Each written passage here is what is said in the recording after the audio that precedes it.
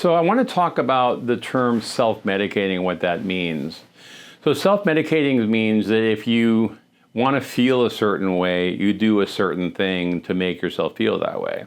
Let's take a common one, caffeine. Then probably the most common, I think number one most commonly used substance in the world is caffeine. I love it. I have my coffee every morning. It gets you going, but and so a lot of people say, "Oh, without my coffee, I just wouldn't be able to function as well." Yeah, it's true. I agree with that. I think I love my coffee for a reason. I mean, I don't have too much. I have some in the morning. I stop after the morning. I'm not doing it all day. I'm not doing power drinks but there's with anything can be excessive. Even caffeine and some of the power drink stuff is pretty strong stuff. And a lot of people they're pounding stuff all day. It's caffeine, but there's also other stuff in the power drinks, other stimulants, and so. But people say, yeah, it helps my energy, it helps me feel up, and okay, well it does, but there can be a limit where it's probably too much and not really good for you anymore. What are more very common ones? Alcohol. People like to drink. I mean, I like my beer. I'm a beer guy, but I really just drink beer here and there. I don't drink too much, and so a lot of people can social drink on the weekends. Some people just like myself, we don't drink during the work week, maybe on Friday, Saturday night. And it's like, I have a kegerator in my backyard, so I got beer on tap, so it's a little tempting sometimes during the weekends. But again, some people take it too far. Some people drink too much, and some people drink every night. And when it gets to a point where it's not just a glass of wine or maybe a second a night, but it becomes a bottle at night. And they drink every night, not just weekends. Or, so there's a difference between social drinking, which means you can socially drink but not let it get out of control, versus alcoholism, which is a state where you just can't help yourself. You're just drinking way too much. And most people don't even know they are. And why do they do it? Because it helps them relax, and it helps them to forget about the problems, and it helps them to unwind. And so, but probably what I see most with alcoholism, as far as would be probably vodka. I mean, wine, yes. If someone drinks like a bottle at night every night, that's a problem. But probably vodka I see is the biggest one, as far because it's easier to drink. You can mix it with stuff.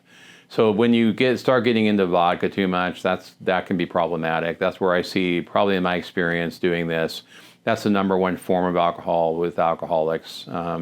It's usually not bourbon or scotch. It's usually not beer, usually. And it can be, because some of the beers are like, these humongous cans and these super high percentage of alcohol. And some people drink 3 or 4 of those every night, and that's too much. So there is too much even with beer, but there's a cross. I mean, so if someone is basically doing something in order to feel, again, I think if someone have a few beers, yeah, you feel relaxed, everything. But when you're relying on that for your daily relaxation, that can become a problem. Another common one is nicotine. Been around a long time. Is it effective? Very. Is it good for you? No. Is it bad for the health? Yes, absolutely. Most people understand that it's really not good for you. It's probably the most difficult to stop of any out there, even including possibly even heroin, is nicotine. It's why? Because nicotine's a daily thing. When people smoke, it's not like, oh, I'm just going to smoke a little bit on the weekend. No, you smoke every day, and often several times a day. And so and nicotine is so addictive that it's such a quick fix. And why did people do it? Well, they like it, they enjoy it, and it helps them relax. And people take a smoke break to relax. And so, but then it becomes addictive, and then in long term, it can obviously cause problems, health problems, many. And then we have marijuana. That's again controversial. It's legalized here in California. And does it help people relax? Yeah, it does. A lot of people, when you ask them when they do it, they say it helps me unwind, it helps me relax. But again, like anything, it's one thing if people, in my mind, say I do a little bit on the weekend here and there with friends. It's another thing that people say I rely on every day. I do it every night, all night, every day. So if people are doing it at work, if people are doing it every evening, it can become problematic. And especially nowadays, the marijuana that's out there is extremely high concentration. It's not like the marijuana of the 60s and 70s. It's definitely a lot more, a lot stronger and a lot more potent. Is it addictive? Yeah, it definitely can be. Any of these things can be for sure. Then we get into the more hardcore stuff. We get to the opiates. So, the most common one you're going to hear about nowadays is fentanyl. Ever since with the open border, with Mexico, it was very easy for the what happened here is China sends a lot of the products to make it to Mexico, and the cartels make it, and then they've been able to get across the border easily. Now it's more difficult with a closed border because now they can't get it through as easily. So actually the fentanyl deaths have dropped pretty dramatically because people can't get it quite as easily, which is a good thing. But again, there's if they're going to do something, they'll find a way to get it. Heroin is kind of taking a back seat because of fentanyl, but there's still heroin out there. There's still opiate pills. There's still like some of the pain pills that people can abuse. Same thing. It's very addictive. The withdrawal is terrible. Withdrawal from alcoholism is terrible too. It can be dangerous even to withdraw because you can have a seizure. But the opiate withdrawal is not fun. People get super sick. And that's why they have to keep having to do it again and again and again, because otherwise, if they don't do it, that's why we call it dope sick. Dope sick, they get very, very sick. If you've ever seen the movie Ray, which is a fantastic movie, when you're seeing him in the rehab and throwing up and you get nauseous, you throw up, your body aches and severe aches and pains of your body. It's just people say, I don't know, I've never done it, but people say it's a miserable experience, and so that people say I have to keep doing it. You're still getting some coming in from Canada. You're still going to get some coming in from Mexico, probably through some of the tunnels. So it's not like and there's also some people have learned to manufacture here in this country in like the laboratory or whatever. So it's not like it's gone, but thankfully it's reduced. We've got kratom. Now kratom is interesting. It's you can get it in a smoke shop. You can get it over the counter. It's very much like an opiate. It's very addictive, and the problem with that one is it's very easy to get. It's very easy to just go to your smoke shop and just buy it, and people get on it and they can't get off it easily. So a lot of these people get on opiates. They end up, if they want to get off it, they end up going on Suboxone, or Subutex, which is basically kind of a substitute to keep you from getting withdrawals. Then you got the stimulants. Most people who abuse stimulants aren't taking ADD medications. Okay, if you're going to abuse a stimulant, most people go to meth, crack, cocaine. And that's how that's basically because again, the other things will bring you down. Alcohol, opiates will kind of relax you and bring you down. Speed will bring you up and get you, and a lot of these patients get psychotic when they're on it. It's very common with criminals to take it. They believe O.J. Simpson was hopped up on meth when he killed Nicole and Ron. So it can get you into a lot of trouble. A lot of people in prison or on meth, they do crimes and they end up in jail. Very dangerous drug. It really is bad on the brain. It's terrible. But the people do it for that up feeling. And so people are always with self-medicating, just trying to feel better. And what's the better way to feel better? Get to the core of the problem. We need to, when people come and see me with addiction problems, I try to get to the root of like why they're doing it. And then you're going to find that they're self-medicating an anxiety disorder, because a lot of people who self-medicate or have anxiety, and they say, yeah, but it works so well for my anxiety, or they do things to help them from getting depressed and boosting them out of depression. That helps their bipolar disorder. It helps calm my brain down.